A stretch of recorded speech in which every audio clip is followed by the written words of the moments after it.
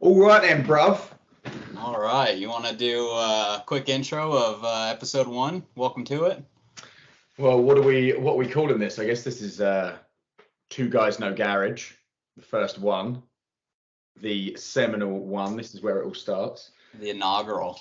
The inaugural Two Guys One Garage podcast has begun, and here we are sitting here, two guys, and you actually do have a garage though, so it's like if you want to call it that, it's a carport. You know, it's a storage shed more or less, but yeah, we're getting there. But we're rocking and rolling. We're rocking and rolling. So the idea for this is basically not to be the number one news source journalistically for anything, but just kind of, I mean, we both love cars and motorsport and all that jazz, and I think just to kind of have a conversation about that with two people who actually really enjoy the whole thing and actually have a passion for it, rather than everybody who just watched Drive to Survive and now thinks they can have an opinion on motorsport. It's basically I love it. Yeah, that's I think that's. I don't know how yeah. you feel, I know, that's great, and that's it. That's exactly it. Just an outlet for us to share our thoughts, opinions. You know, open the door for some of these conversations and hot topics in the world of motorsports, and see where it takes us. I think it's a perfect segue on the Drive to Survive topic into question number 1 of the day, which is a big one we're ever going to talk about on this podcast.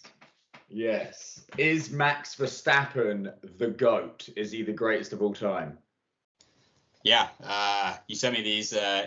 Tom came up with the questions for this podcast. I'm just here to argue, but you sent me these, and it was interesting how much of an emotion it evoked from me just from reading it. And I think that says a lot about the topic, right? All this talk about Max Verstappen, whether it be hype or momentum or whatever it is that he's got going for him right now in the world of F1. And I think it's a complex question, right? Because we've seen so many greats over the years and how cars have evolved and, driving and statistics and just F1, whether he's siloed in this series of racing, right? If he would perform at the same level in other series of racing. And I think that my opinion of F1 is that the success is driven a lot by monetary backing, right? I think if you look back at some of the greats, I mean, you go far enough back and we come down to pure skill, but I think a lot of what's driving today's winners is the better car and the R&D that goes into having the better car. Look at what happened with Lewis Hamilton and Mercedes, right? They fell off. I mean, Red Bull has just skyrocketed, and they've got him in a good car. Now, does that take away from Max's ability to drive? No. Right? Do I think he is a good driver? Absolutely. I think what sets Max apart from the pack is his aggressiveness. I think we've all seen how frustrated he gets on the comms, and he goes for things that a lot of people don't go for. Right? He's very aggressive. He's willing to take those risks. He's shooting those gaps. But it's hard to say. I think he's the GOAT for now until something happens with Red Bull or another team comes in or some more financial backing to level the playing field to see where it goes. But that's kind of my take, right? I think he's in a good spot, place and time for his success. But to call him the GOAT, I wouldn't say no, not as of yet. I'd like to see how he would perform in other areas of motorsports outside of F1 on a little bit more of a competitive playing field. Cough, cough, IndyCar. as somebody from Indianapolis, I can see that you want him in Indy. Really, just to kind of see what goes on there. I think mine is a resounding no on that. Mainly because, one, I don't like the guy. And that I realize is a personal situation, but I don't think, I mean, obviously people who rise to the top of their sport, you think of any kind of the people in the GOAT topic, your Michael Jordans, your Michael Schumachers, your people in that kind of scenario. Obviously they've always got this kind of edge to them. But I think to call him the greatest of all time at this point is ridiculous. I think there's a lot of people who have just kind of watched that, as we say, kind of couple of episodes of Drive to Survive and have been like, oh, he's winning everything. But I grew up in the time that Michael Schumacher won everything. And I think this might be a little bit like your favorite music when it was kind of, as you were coming up and you were listening to your favorite songs. I think they remain your favorites because they happened at a certain point in your life. Michael Schumacher, for me, will forever be the greatest of all time. And I will say he's the greatest of all time against your Sennas, against your Nigel Mansells, against your Prosts, against the ones before, and I just don't think that he's proved himself, as you say, in a multidiscipline kind of scenario. I know he does a lot of sim racing, and that's great. Well done, Max. But until he goes and he wins Le Mans, or he goes and wins the Indy 500, or he goes and does these really big tests that are within the motorsport realm, I just don't think that he can be considered even within that conversation at this point in time. I have a tough time having Lewis Hamilton in that conversation, if I'm brutally honest with you, because I do think that there is this kind of confluence of good driver, good team. Those two come together, and then they essentially build a car for that driver. And if that driver is good enough, there's no doubt that he's incredible. But if that driver is good enough, he can then take that team to the next level. And I really think the thing is he built on Sebastian Vettel's success at Red Bull. I think Sebastian Vettel is the actual person who really made Red Bull what they are. Obviously Christian Horner, but he was the driver, and he was the really talented one. And I think he made a very good team around them, and they started winning. And if you walk into a championship team, then the expectation is that you win every race. And he has done that, all bar one this season. But no, I don't think he's the GOAT. And the reason that this whole podcast kind of got kickstarted was because we saw a bunch of people on the internet being like, he's the best ever, and this is the whole situation. And it's like, it actually isn't. If you've been watching it for a little bit of time, you realize that he's probably not. So yes, a resounding no from both of us on that one with regards to the GOAT conversation. I mean, just as an aside, I do think these greatest of all time conversations come up far too quickly, especially when people are still in the middle of their careers. I was just going to say that. Yeah, I was going to say he's too young, right? Like, I will be curious to see what Max is doing in 15 years, even 5 years, right? Will he be there? What will that look like?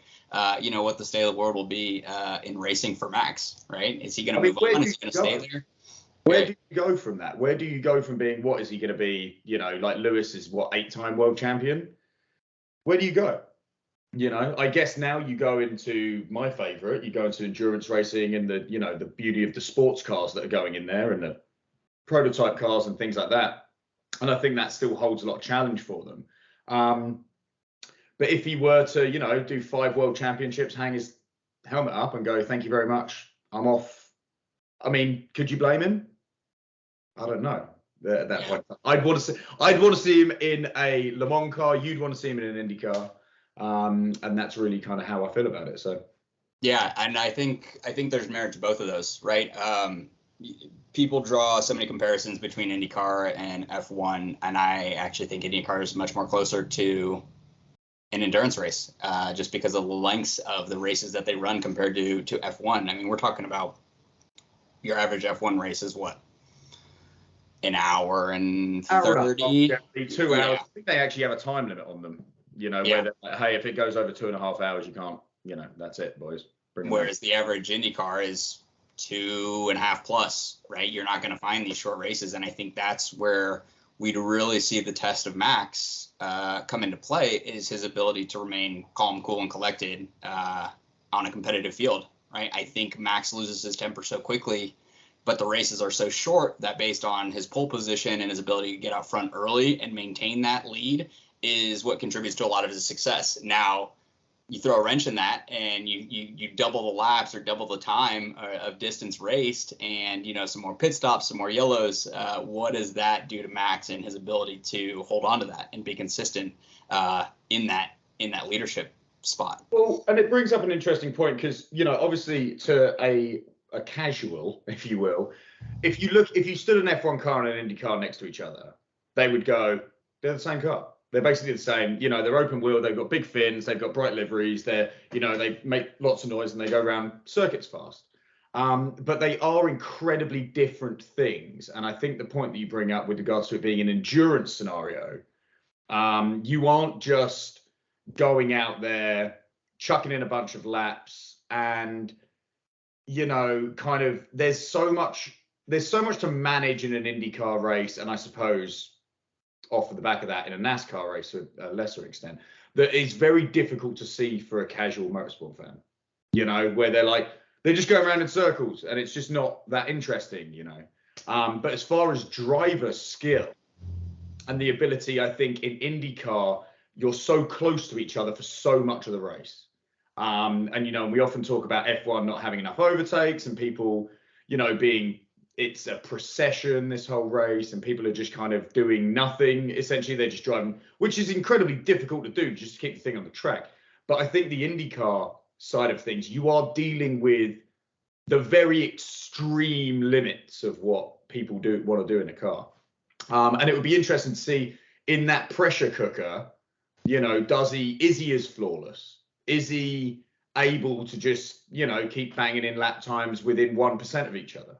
And I think the answer is probably no, because a lot of people have tried. A lot of people from Europe have gone over with their, kind of head held high, saying we're the older brother and this is the more sophisticated racing thing. I mean, the last one that I remember who had any level of success is Juan Pablo Montoya. And the joke is he wasn't particularly successful in Formula One. He's pretty good and, won some races and everything. But yeah, it would be interesting. And I do think it would bring into very sharp focus what his talents really are. Are they wheel-to-wheel racing? Obviously, he's got some kind of level of wheel-to-wheel racing that he's very good at. But are they wheel-to-wheel racing at 210 mile an hour in a car that's an inch away from a wall? And if you get it wrong, there's 20 people ready to, use your car as a launch ramp at that point in time. So, yeah, it would be interesting. I'd love to see him come over. I think he probably will, considering how much sim racing he does. Yeah, I'd be curious. I think episode 1, I'd love to, give my spiel on IndyCar and why I enjoy it, not just from being from Indy. And I think you can give your piece on what, endurance racing is for you and why you enjoy it, which, can segue us into, question number 2. But a lot of things that gets overlooked with IndyCar is the regulation and stipulations that go into what you can or cannot do with your vehicle. For many years, there was only one engine manufacturer that was even running. Well, I was going to say, they're not all the same chassis and engine setup, are they? They are all the same chassis. They're all Dallara. They are all the same. They're all Dallara chassis, and for a long time it was only Honda engines, right? They just brought Chevy back in a few years ago to create some additional competitiveness. But when it comes down to what these teams are able to do to the car and modify in terms of modifications, it's tire PSI, aero adjustments with the wing that is standard, right? They can just change it up, down, to make those just refinements slightly, but other than that, and engine tuning. So it's engine tuning, tire PSI, and aero adjustments. Outside of that, it is driver skill, and I think that is something that gets missed a lot when people look at IndyCar and just draw comparisons to F1 and maybe say, oh, it's not this or it's not that, and they're trying to compare apples to oranges, and that's why I say I'd love to see Max in that situation where the cars are virtually the same and you're going on 2.5-3 hours around a circle. It could drive you mad, right? And I'd love to see a lot of people under pressure like that. So I think anything racing that's single spec has always had this kind of great leveler, has always had this. I mean, if you all go to the go-kart track, and you're all in basically the same go-kart. Everybody's been to a go-kart track and the go-kart's been slower. But, it's if you have that kind of single spec scenario whereby it is just driver talent at that point in time. It's driver talent. Obviously, your spotters are working for you in Indy and things like that. But it is just who's fastest in this equipment rather than, hey, it turns out that these boys have brought a new upgrade and they're a second a lap quicker, regardless of what we do, regardless of how we make it work. Yeah. But why Indy? Why doesn't it? Why for somebody who's never watched an IndyCar race, would you say, hey, go watch an IndyCar race and spend, 2 hours, 3 hours of your afternoon watching these guys go around the track? I think it covers a lot of bases too, not just for the petrol head like myself who enjoys, watching the pole, seeing the position changes happen in real time throughout, what is essentially a full day experience, right? And when we look at modern sports, right, most sporting events are hour and a half, hour 45, maybe American football going into the 2 hour mark, but, very rarely, right? I think there's just a lot of areas that are enjoyable for people of all types, right? I mean, even as a kid, my dad and I would go and we'd watch the first 50 and we'd watch the position changes, and then we'd go throw the frisbee, get some lunch, come back, and we still had a whole day of racing to watch. And so I just think from that aspect, I think it's enjoyable to go rather than coming in, watching a race and getting spit out and not knowing what to do with your day. I think there's something to do for everyone as far as a spectator sport goes, and kind of what's in it for someone that may or may not, have a strong passion for cars and racing. There's still something to be had for it. Well, that's it, because I've gone to baseball games and I do not care about baseball, but I've had fun. Right. I've gone, I've watched it, I've grabbed myself a hot dog, I've kind of sat there and had a laugh with people, and obviously you have the whole crowd scenario. I would say to somebody who's never been to a motorsport event, watching cars like that live does something to you as a human being, because there's something about the way that they sound, the start up, the kind of atmosphere that's going around, and they are going fast. Like you don't have to, care about shaving quarter seconds off your lap time to know when something's going quickly, and it's dangerous and it's exciting and things like that. And, having gone to the Indy 500 with you and having seen that, and as you say, you watch the start, you watch first 10 laps, and then you go grab yourself some food. You come back, the guys are still going around. And you can see kind of how it changes. So you don't have to be glued for the entire time. Yeah, a couple of the pieces too I'll add, and then I'll kind of let you jump into maybe endurance, or we can go on to the next topic. But I like it, and maybe this is a personal thing. It's more homegrown. The drivers are people that are here locally that went to, a high school over, or, they're not these hedge fund kids or billionaires' babies, that were funded by mom and dad. They worked hard and they're in it and they're sympathetic. You see them out in public and they're the nicest people you meet. And I think there's a lot to be said just about that, in my loyalty to the sport, that the people behind the wheel are actually people that I can see myself getting on with.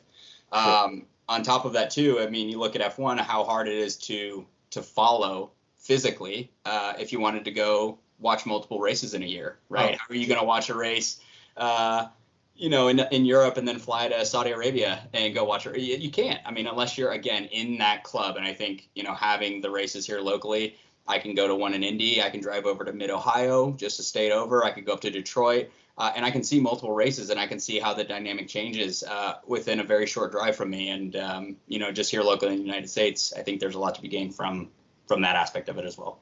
Yeah, totally. I mean, it's American Express black card territory trying to follow a Formula One season. Right. Then, I mean, try and go to Monaco and not, spend all of your year's rent money at that point in time.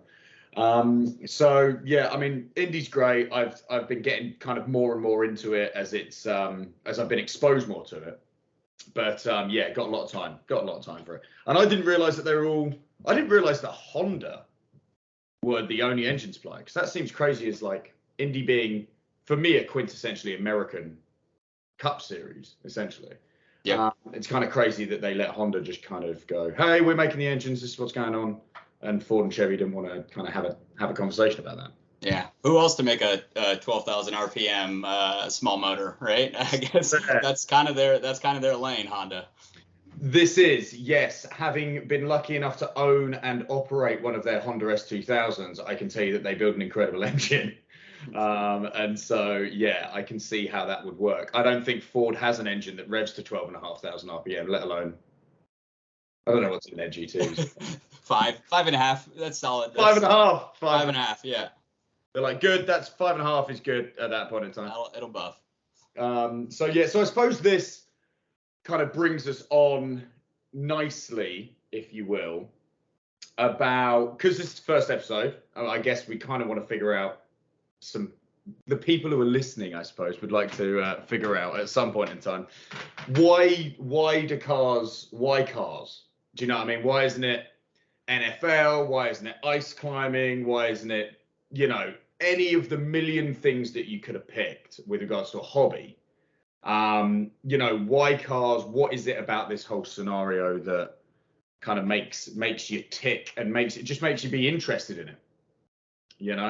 And I can answer that for me, insofar as there's something about the joy of driving and the freedom, and it's been said a billion times, but the idea of getting into your car, having a full tank of gas, you can go anywhere you want, and you can go anywhere you want at whatever speed you want, within limits. And you can kind of have some fun. And there are a few things, some of my favorite memories ever as an adult have been in cars with people, not necessarily going fast, maybe it's seeing the country or whatever it is. And I think for me, there's such a wide community within cars. You can like the minutiae of one thing, or you can enjoy just Formula One, or you can enjoy, your local homegrown race series that's literally kids racing around in the dirt. And it all has the same kind of community kind of feel for me. And I love them. And on the other side of it, I just love the noise they make. So yeah, no, that's great. I agree with a lot of that, right? I think there's kind of two categories of people, right? The people that like sports that involve a ball and those that don't, right? I think a lot of the friends that I have that are into motorsports, cars, what have you, are also into dirt bikes, are also into skateboarding, are also into snowboarding, skiing, right? I think there's a lot of the same vein of the individuality that comes along with all of those sports, where you can do it amongst others and your friends, but you are ultimately the one behind the wheel or controlling where you're headed and the direction you want to go, and kind of the adventure that comes along with it, right? I mean, you and I are both skiers. I think about when I'm driving in a car, it elicits the same feeling of when I'm skiing sometimes of, I see this good tree line, I want to cut in there and I want to go. If I see this good road, I take a turn and I dip into this road to see and check it out and see if it's worth, coming back to, right? And so I just think that, yeah, like to the freedom point, I think is huge with regards to cars. On the flip side of that, I'm an analytical guy. I like numbers. I like math. As hard as that is for me to say, there's a lot of technical aspects that come with cars, right? 100%. I love them dearly. I have no idea. I know roughly how they work. Do you know what I mean? I have like a work. I'd call it a working knowledge. Like enough to be dangerous. The basics. Yeah, to be dangerous enough to break my own car. I know that much, Yeah, but if you look on your car and you see a tie rod that's broken, you're going to know that that's not supposed to be like that, right? Like, enough, right? It doesn't have to be, suspension geometry quite. If you take that to its kind of conclusion of like compression ratios and all of these things, and these are the things that whenever we start talking about, our girlfriends start rolling their eyes. But that kind of analytic side is 100% there, and you can get a lot out of that as well. Yeah, I love that side of it. I love how these changes affect other changes, and that ripple effect that kind of unravels as you make one change. You have to think about how that's going to have repercussions on everything else, and how you have the car set up and tuned, and going back to the individuality of that, right? Everyone's got their own taste, right? The car community as a whole, some people want to ride static and scrape their chassis on everything they go over, right? It's just so cool when it's static. It's when they're moving, and I'm like, the ride in that must be awful. Like, be like shaking your teeth out at this point. Oh yeah, not for me, but hey, people like it, and that's what they go for, and by all means, go for it. But all things to ponder. Well, it is incredible how much somebody can express themselves through and I think this is something that I look at, and it might be because of my love for cars, but I do think one of the most obvious forms of expression with people is what car they buy. Because if they buy certain cars, I know that they don't care. I know that they do not care about what the car is, in the same way that I would buy a dishwasher or a refrigerator. It's a utility to them. Yeah, don't care. Just exactly. Like, car to move on with your life. Yep.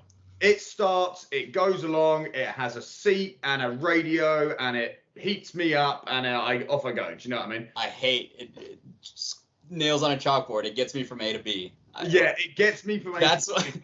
That's where conversations end with me when I'm meeting someone and I'm like, oh, like cars, and like, yeah, mine gets me from A to B. I'm like, all right, okay, cool. We need to talk about something else. Yeah, I'm good. We'll find something else. We'll find something else at that point in time. But I do think as far as a form of personal expression, they're almost limitless. You know, I mean, my brain in that sentence has gone from somebody who drives a regular Toyota Camry, you know, and don't get me wrong, the new Toyota Camrys are quite a good looking car, but, you know, who drives a Camry for argument's sake, to that Japanese guy who modifies the Lamborghinis so they look like they have strobe lights in them. You know, and there's everything in between for everybody. And I do think it's kind of a wonderful thing when you talk to somebody who has just got a car that they like, because I feel like it is an extension of their personality in some way, shape, or form. Yeah, absolutely. It's and I think it changes too, right? It's your expression of your personality at that stage in your life, right? For people that own that car over an extended period of time, you're gonna watch that transform, not just in their personality, but in their, you know, abilities and skill and what, you know, ever they feel they want their car to look or feel like at that given time. And I think that's another thing too. Personally, cars are an outlet for me, right? I mean, we've got a 1-year-old at home and work gets crazy, life gets crazy, so much going on in the world. I think cars for me are just a way to have an outlet to let some of that stuff out, right? Go out to the garage and roll around on my back under the car and tinker with my tools and, you know, make these small changes. Sure. You know, it's a reset for me. And I think it's really important. I mean, irrelevant to the podcast, but Claire and I are looking for a house right now. And one of my biggest things is a garage, right? I know we're two guys, half a garage right now. Two guys no garage possible. But no, seriously, it's important for me, you know, and it's something that I need to have in my life in order to maintain a calm, collected mentality. Just having that expressiveness, right? Yeah, and do you think there's something to be said for the fact that, you know, a car is, I was about to say a car is always where you left it, but I understand that I do have a couple. May or may not be the case in some situations. May actually negate that. We might get into those at some point in time. But a car is kind of always where you left it, and it's normally how you left it. You know, if everything else is going absolutely crazy at some point in time, you know, you can get into your car, and barring any kind of great disaster, it is going to be a stable, regular thing. If there's something going wrong with it, that thing will still be going wrong with it, and it's up to you to kind of fix it. And if you do, that gives you some kind of great, you know, outlet at the end of it where you're like, cool, satisfied, that's now working. But for me, mine, you know, sits in my driveway. I go out, and there are little things about it. Like, I love the way that it opens. I just love the way that if I hit the key fob, it lights up in some kind of light, and there's a kid in me that loves that, you know. And I just think that has been ever since, you know, the first Hot Wheels toy or radio controlled car or whatever it was. You know, there is this kind of magic to them. And you know, Clarkson's got the line that's gone around the internet, God knows how many times. But there is this kind of soul to a car that's a very difficult thing to explain. But I do think people understand it. You know, like, I think totally. There's a lot of people who understand what that means. Yeah, I think there's people that are car people and they don't realize they're car people. You know, you see the Volkswagen Beetles driving around with the eyelashes on them, or people naming them, right? I think I've never named a car, but people never really. I'm surprised by that. The only car that I ever owned that was named was your 4Runner that was called Truckee, but I've never named a car. No. Still is, yeah. That's still is. I guess that's a good. All these segues, man. Where the conversation's flowing. Go ahead. We'll get into that. But what car are you driving right now? So now it's a 2017 VW Golf R with a 6-speed in it. Has had what I like to refer to as a Ninja racing clutch, because I bought it, thought it was completely stock. That was the whole deal, was that I wanted a completely stock car. And when the clutch went on it, I then took it in and they were like, hey, you realize this has a racing clutch in it? So the only modification to it is that racing clutch. But yeah, it's a that Golf R. I genuinely believe that it might be a perfect car. And I realize that I say that because I own it and I have to kind of justify that situation to myself. But I genuinely think, as far as a mode of transportation and something that is incredibly fun at the same time, I do think that it's basically perfect. I put the dog in the back of it. He hangs his head out the window, and then I get on turbo in third, and all of a sudden I'm doing 75, 80 mile an hour. The thing does not quit. It's all-wheel drive. It, just rips in basically any kind of weather or anything like that. I've taken it across the country twice. It's never really given me any major kind of problems with it. I look after it, but and so yeah, that 2017 Golf R, I'd love to keep. It's one of those cars that I'd love to keep forever. Sure. I would really hate if I had to turn around and sell it, because I think I'd always see one and be like, oh, if I could have just somehow figured out how to keep that thing, I would have been very happy. So yeah, that's my current wheels. Yours are slightly more interesting than mine, though. I've kind of gone utilitarian speed kind of scenario. But I just split the difference. What are you driving right now? I just split the difference. I still have utilitarian and, well, I guess maybe not so much speed, but I just had to do it in two cars. You were just more efficient and got it done in one car. I had to get two. So, so I've got a 97 4Runner that you just mentioned. We have both owned at some point. We have both owned that car. Love that car. Gets around a little bit, but she's great, man.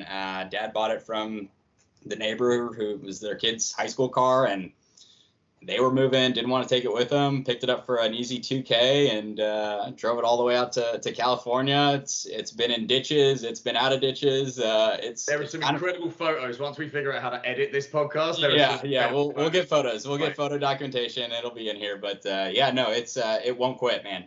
You talk about going out to a car that is where you left it. That car, by all means, you go out and start it. I've had it sitting in the driveway for months on end, not started it. And I go out and it'll start. I leave the other one out for a week and don't start it. Battery's dead as could be. It goes, hey, I have problems. Yeah, you have to take care of me. The 4Runner's easy, man. It's been fun, just putting wheels and tires, doing a few things here and there. But that's kind of the utilitarian side. More recently, I needed a baby carrier, a baby delivery vehicle. Apparently you can't fit a baby in the back of a 4Runner. No, it doesn't apparently work. That's a completely impossible scenario. I had to get something more practical. So I went out and bought a 98 BMW 540i6. So it's a 4.4 V8, 6-speed manual, rear-wheel drive.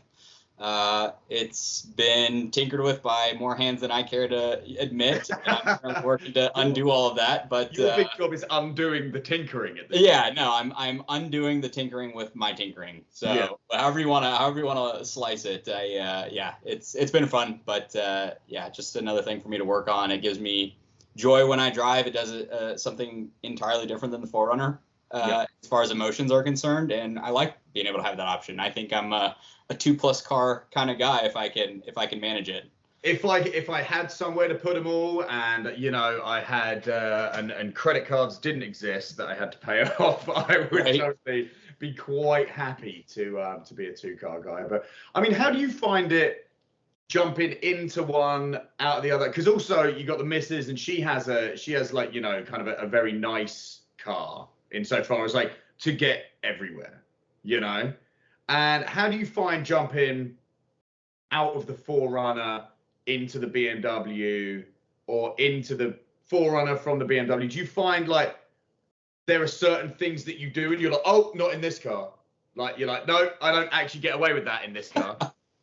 That's timely. That's actually hilarious because coming back to the tinkering of this, 23-year-old BMW. Am I doing that math correctly? What's 98 to 23? 25. 25, 27. I don't know. It's a lot. They had put a 03 M Sport steering wheel in it, which is a dual stage airbag. 98s were single stage. They are not compatible in the slightest. I have researched it. I haven't taken it off yet, but they had dremeled that. They had to dremel the steering wheel out just to get it to fit. Like I know that from what I've researched on how to get it to fit. And so my horn doesn't work. My turn signals don't automatically go off when the wheel comes back around. So I'll go driving in the 4Runner and I'm going to turn the turn signal off after I've completed the turn and end up putting the turn signal on for the opposite direction. And it just, there's little things like that absolutely come into play. And it's pretty hysterical having to figure it out when I jump over. Well, this is it, because whenever I jump into another car, I think whenever I jump into another car that doesn't have a stick in it, I think my brain just kind of turns off slightly. You know, it just kind of goes, oh, okay. And I'll be like driving down a highway and I'll be like, I should be concentrating more than I am currently concentrating. But because it's an auto, because it's like an SUV or whatever. Oh, it's dangerous. It's dangerous when I go into an automatic car. Yeah. You know, as somebody who's basically owned pretty much every car that I've ever owned, apart from the 4Runner, has been a manual. Yeah. And it is insane how little you have to think while driving an automatic. Yeah, they drive themselves. It always is my favorite when you go in, if you've been driving a manual regularly and you go into the auto and you're going to hit the clutch to start it. Hit the clutch, or you're like doing different things with the brake pedal, and you're like, what is happening here? Oh yeah. It takes you a second to calibrate, but yeah, it's funny. It's a great car though, that BMW. What has been because you've owned it for a little bit of time now. So what has been your kind of moment where you've gone, yep, I made the right choice? Because obviously everybody's done it where you're looking at cars, you're thinking, oh, I want this, I want this, I want this. Have you had a moment whereby you've gone, you know what, I like this, and I'm happy that this was the car that I bought? Honestly, the drive back. So it was in Detroit, which is a 4+ hour drive from Indy. So I took a gamble even going to get it, right? Yeah. Didn't take a trailer, didn't anything. It was me and two of my buddies. We just gonna drive back, or it's not gonna drive back. We hopped in his Golf and drove up there and picked it up, and I drove it home. And after that first kind of 15 minutes of the jitters are out, and you realize like, okay, you've now handed over the cash. This is entirely your responsibility, and you're driving it, and kind of having that highway road to kind of settle into it. It happened pretty instantaneously, right? My buddy was, giving it hell in his Golf, and I was giving it a little bit of beans, and we had some fun on the way back, and it was worth every penny. So it's still running. It's reliable. It's got a Christmas tree of lights on, but everything still works. So hey, it's the 20+ years of BMW ownership. Yeah, it's just it comes with the territory. So it's been great. But that rips, because I always remember, like, with regards to like picking up cars, I remember I went and picked up the S2000, and the night that I picked it up, it was in the middle of London. I bought, and this is going to make everybody sad, I bought that car for £3,500. They are now trading for not £3,500. Let's put it that way. Not even close. So I went into the guy's house, and we're sitting there. He's going through all the paperwork and everything, and I'm transferring him the money. And I transferred him the money, and I went, okay, cool, thank you very much. And he gave me the keys. And that feeling of sitting in a car for the first time that you now own, that is now your baby or your problem, depending on which kind of side of the coin you're on at that point. Yeah. I remember sitting in it, and it was the GT spec hard top. So it had the soft top, but it had a hard top on top of that. So I get in this car, and it's chucking it down with rain. And I hit the engine start, and this S2000 starts up. They got a long bonnet, and you're sitting like low in this thing. It's steaming up. I can't see anything. I'm trying to drive it out of central London, like literally like raining cats and dogs. And I'm trying to come out, and I remember coming out onto a like on-ramp, essentially. I remember coming onto an on-ramp, and I was in like second or third. And I remember kind of putting my foot down and going, oh, kind of nothing's happened there. Like everybody's like, oh my God, it's a sports car. I must have been in third. And I go, nothing's really happened there. Dropped it down in second. Lights come on the dash, not like warning lights, but just rev tacho lights. And the thing starts moving around and I'm like, whoa, okay, there's power here, but I don't know how to deploy where it's at, yeah. And I remember driving back, and I got out of that car. I was very, very happy about it, but I got out of that car and I was terrified. I was shaking. You got the hands are trembling. I was it's home. Like, thank God, I'm gonna lock the thing, and I'm gonna go inside now and take a breather. Figure out how to drive this in the morning. So that was definitely. I love the fact that you kind of got straight into the Beamer and were like, yes, cool, I love this. Because yeah, I've definitely been on the other side of that where I've gone, oh my God, what have I done? I just bought something. Well, that was the Mustang for me. That thing scared the living hell out of me when I left the dealership. That thing, I mean, talk about getting it home and just putting it in park and just being thankful that you made it home in that thing. Yeah, and I think that kind of came with the, the amount I spent on it, as I imagine. Yeah, well, I guess you just said the S2000 was. Well, it was $3,500, which was a lot of money to me. A lot for you at the time, right? And, a lot of money to me at the time, and I'd saved up to buy it, but it was, what makes me ill now is looking at Bring a Trailer or whatever and seeing how much they traded for. But anyway, the Mustang was a great car, great looking car. Do you think, for people who don't know, I'm just going to ask this question. Do you think that was the right car, wrong time for you? Insofar as, or yes, was it just? Absolutely. Yeah. 1,000%. Yeah. No, that it was an enabling literal vehicle for me at that age, if you will. So how old were you when you bought the Mustang? So typical. Just graduated college, first real job, making real job checks. Was like, I've got this 4Runner, I'll sell it to Tom.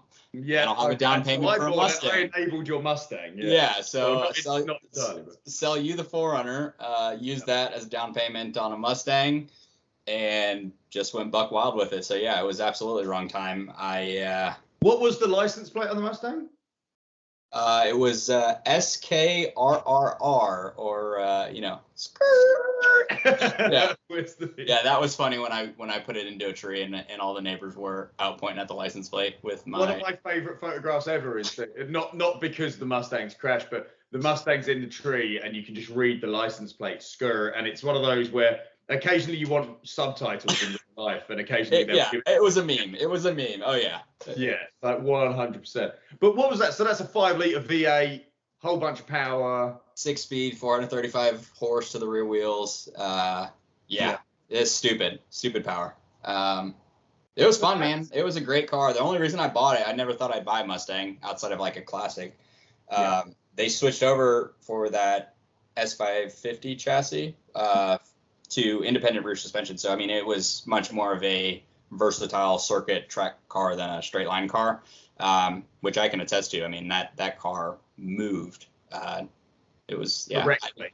Not just moved coming out of car beats into crowds. Well, yeah. Just into trees, sometimes. Yeah, so. But I mean, the idea is for the 3 people who are listening to this wasn't actually your fault, that crash, was it? It was somebody came out and you kind of had nowhere to go. Yeah. It was unfortunate, but that's one I miss for sure. That's one that I kind of wish I could go back in time and maybe stay off the gas a little bit in given areas. Because it was not my fault, but if I hadn't been on it, then maybe I could have saved it. But that's another conversation.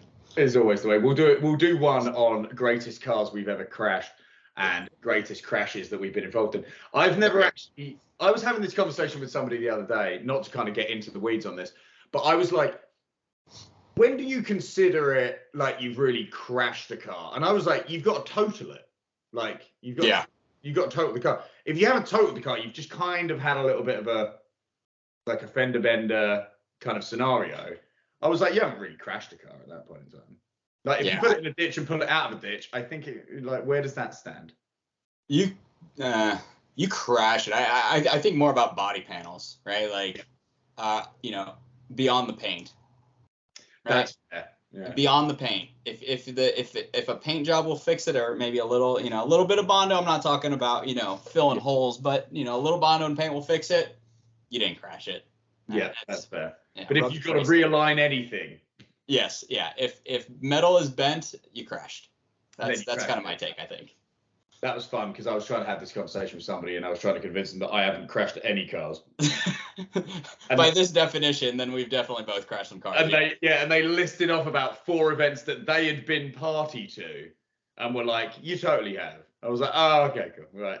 It's always different coming from someone else, right? No, I didn't crash. It wasn't a crash. It wasn't a crash. Just a flesh wound. I didn't. Yeah, exactly. I didn't roll it. Like, it's fine. Don't worry about it. But yeah, no. I mean, I do think.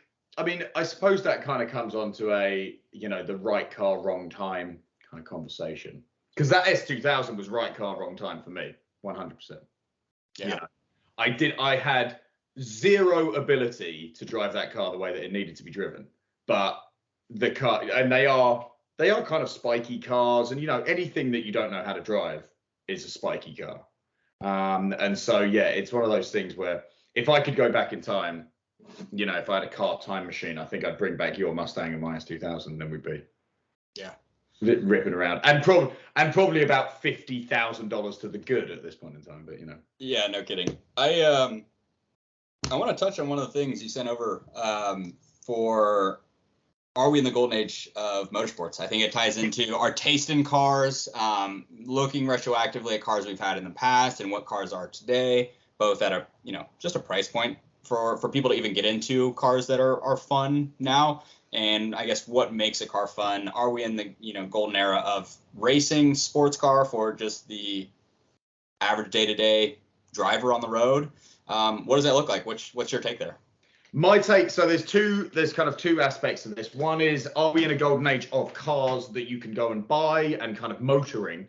And then the other one is, are we in a golden age of motorsport? I think the answer to both is yes. And the reason that I say that is because if you look at probably 15 years ago, there was this big kind of conversation about automakers just not making fun cars anymore.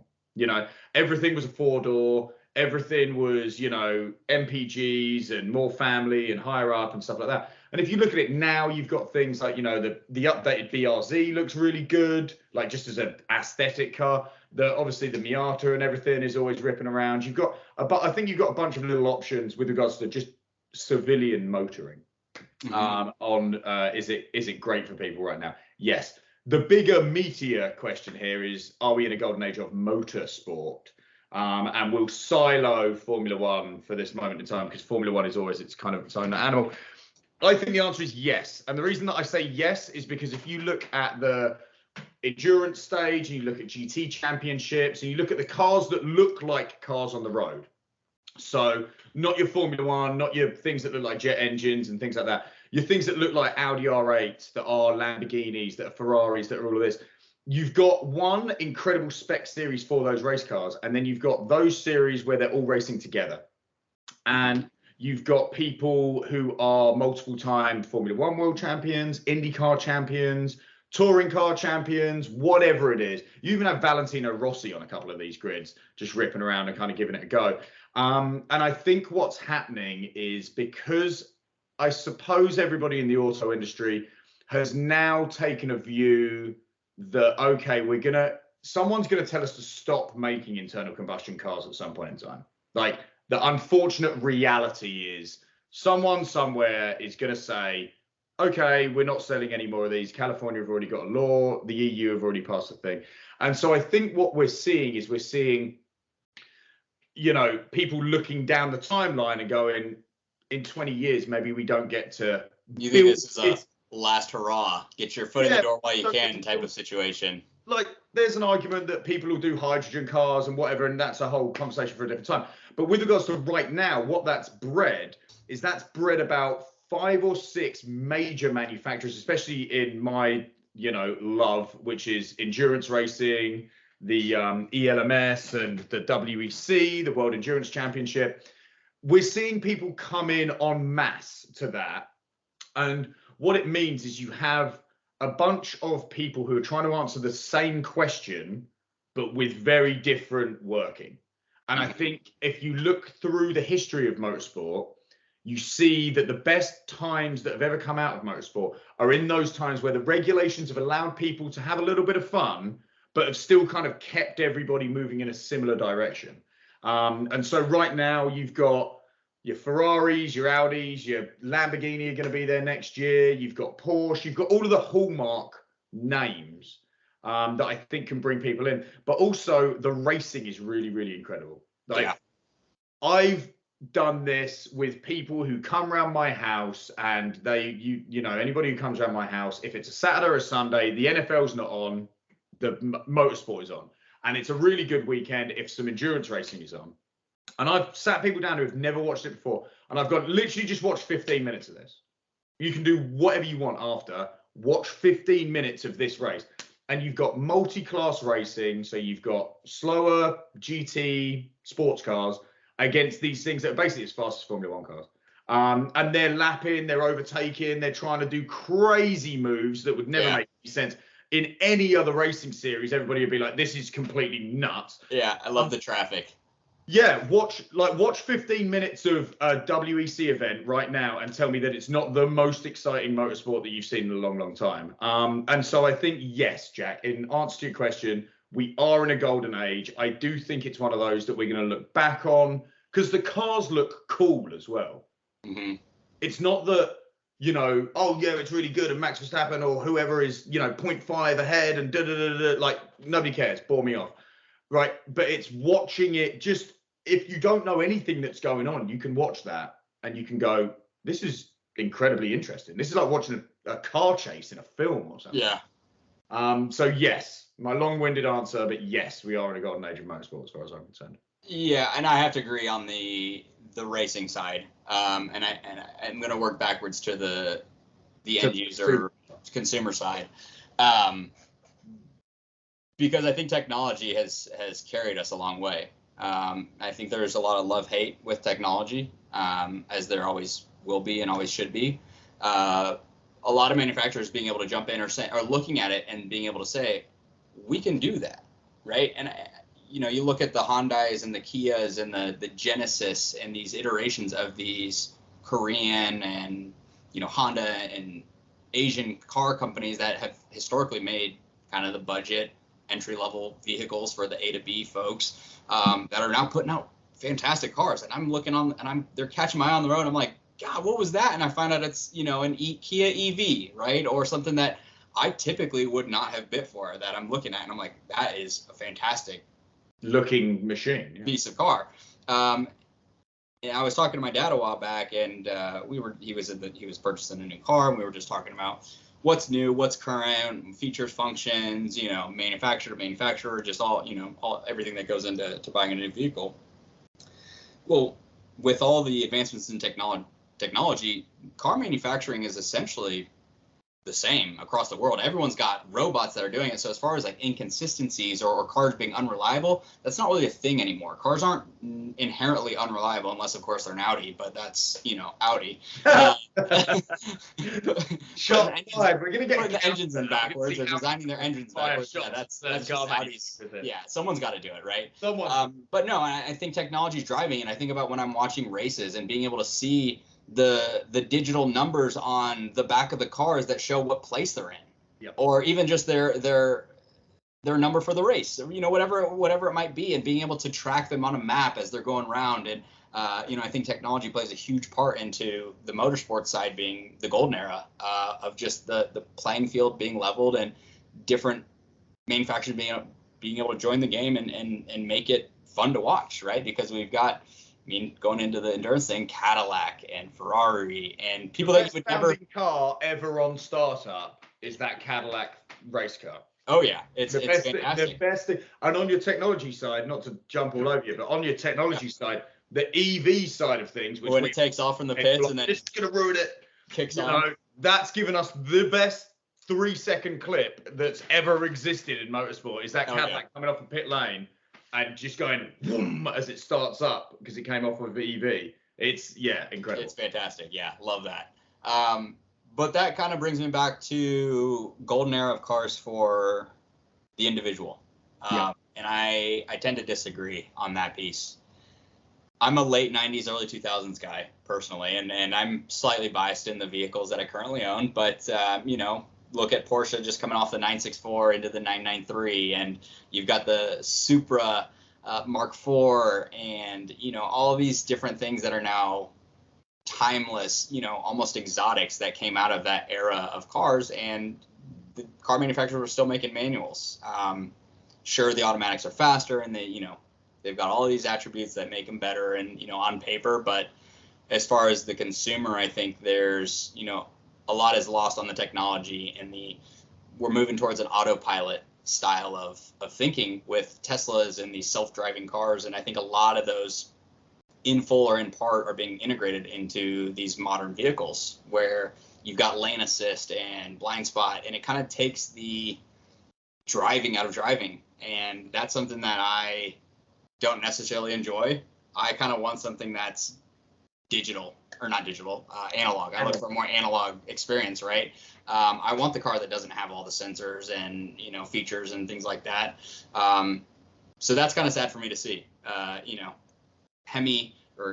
Dodge is putting out these insane cars, right? Maybe they're thinking, maybe they're seeing the end of the road as far as EVs, and maybe someone's going to flip the light switch one day and they're not going to be able to do it anymore, and maybe that's why they're pushing all these cars out.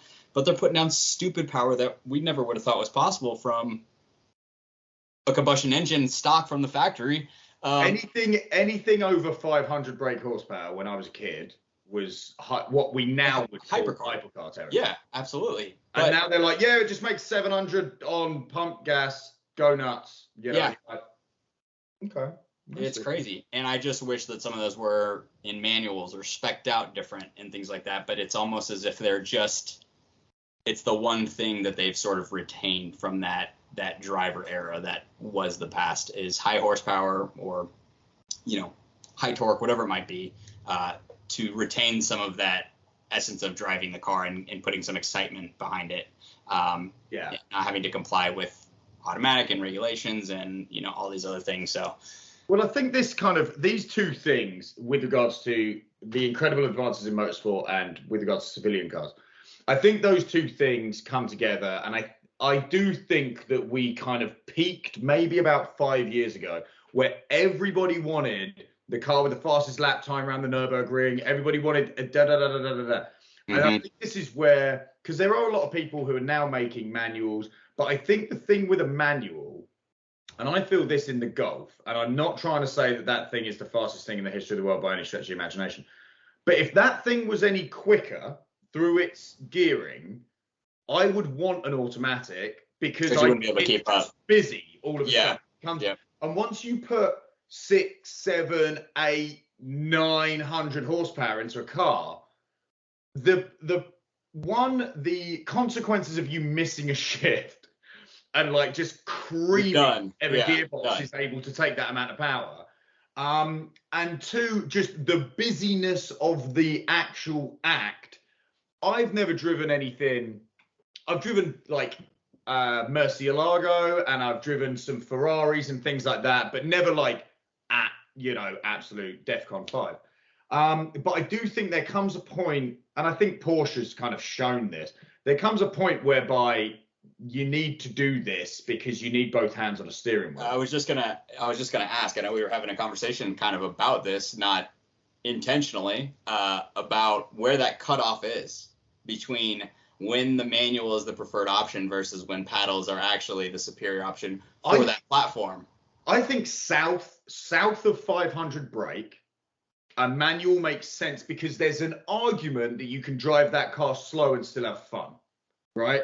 There's an argument that you can still go down a country lane with the missus or whoever in the passenger seat, and the windows are down, and you're just kind of feeling it. You're just feeling that car move around the road a little bit.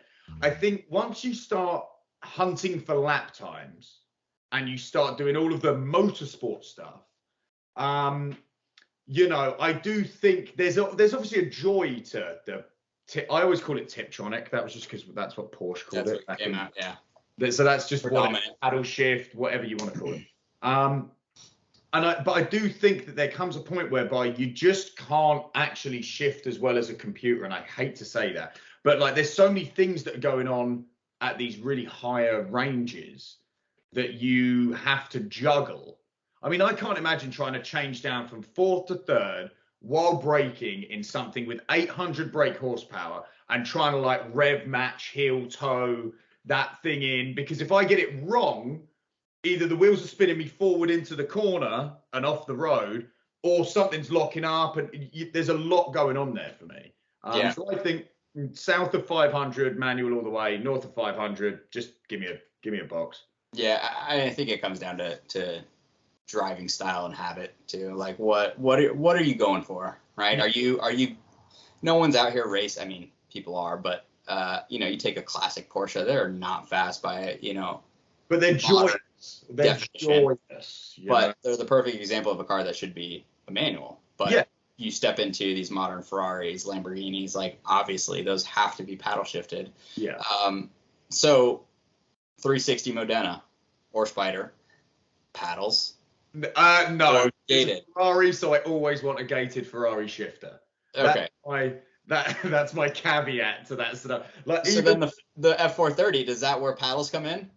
I think it was Ed Bolian made one or bought one that had been converted, and I wanted it. Like when you like look at a car, you're like, yeah, it's a nice car. I looked at it and I was like, I want that. Like, yeah.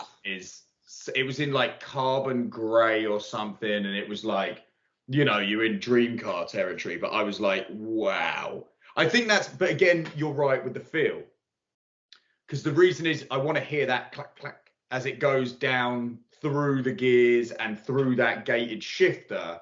But yeah, I mean, it is a feel thing, and you're right. It's how you drive the thing rather than just. I think it's how you drive it rather than just what it can do. Right.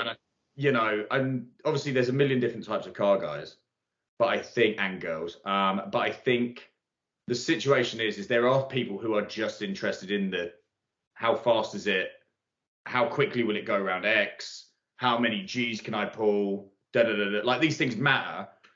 The reality is you're never going to do that on the road. Yeah. So it's how does it feel? Like, okay, the gated Ferrari is 0.5 a second slower to 60. I'm still in a Ferrari going to 60. I'm still happy about it at that point in time. So, but I don't know. What about you? Do you have a different take on the whole manual scenario? No, I think that's exactly it, right? I mean, you take a drifter who's drift racing. There's no use for an automatic. It's going to limit them in every sense of the word, in what they're trying to accomplish, and defining what is street driving and when am I now racing, and where's that cutoff, and when should it be on a track, and is paddle shifting going to be to my advantage at that point, versus the windy roads, having that time, like you said, to be able to make those shifts in accordance with how you're driving. Right? I have no idea, and we're both lucky enough to live in the United States of America, which I am 1000% sure has the best driving roads in the world. And the reason that I say that is because there are just so many of them. There's just so many options. And like, if you're in a, super spangly insert $100,000, $200,000 price tag here, where are you going to really use that? Like, it's going to feel nice as you're going around, but like, run out of road before you even get to. You run out of road, you run out of talent, you run out of, police who are willing to look the other way. You just end up in trouble, I think.